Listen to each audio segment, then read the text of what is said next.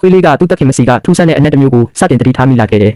တခင်မကကိုဝင်ဆောင်ထားတာကြောင့်သူဟာမကြာခဏသူမရဲ့ဘိုက်ပေါ်မှာခေါင်းတင်ပြီးနားနေတတ်ပေမဲ့အထဲမှာဘာတွေဖြစ်နေလဲဆိုတာတော့နားမလည်ခဲ့ဘူးရက်အနေငယ်ကြာပြီးနောက်တခင်မဟာချစ်စရာကောင်းတဲ့ကလေးလေးတစ်ယောက်ကိုမွေးဖွားခဲ့တယ်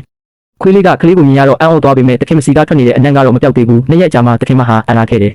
ဆရာဝန်က virus ပိုးဝင်လာလို့ပြောခဲ့တာကြောင့်ဘသူမှအထူးစိုးရိမ်မနေခဲ့ကြဘူးတနေ့မှတခင်မနဲ့အတူအပြင်ထွက်နေတော့သူမဟာရုတ်တရက်လဲကျပြီးသတိလစ်သွားခဲ့တယ်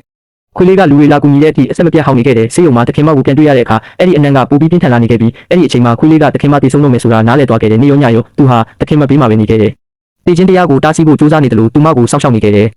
တညမှာတော့တခင်မဟာသူမရဲ့ကြောက်ရွံ့မှုတွေကိုလှုပ်ချလိုက်တယ်သူမကခွေးလေးရဲ့ခေါင်းကိုညှင်သာစွာပုတ်တက်ပြီးကလေးလေးကိုဂရုစိုက်ပေးပါလို့ပြောခဲ့တယ်ပြီးတော့ထာဝရအိပ်ပျော်သွားခဲ့တယ်နောက်တနေ့မနက်မှာခွေးလေးကလူတိုင်းထွက်ခွာသွားတာကိုကြည့်နေခဲ့တယ်ထို့နောက်အိပ်ရာစီလျှောက်သွားပြီးတခင်မရဲ့အုတ်ထုတ်ဟောင်းလေးကိုပါစက်နဲ့ကိုက်ယူလိုက်တယ်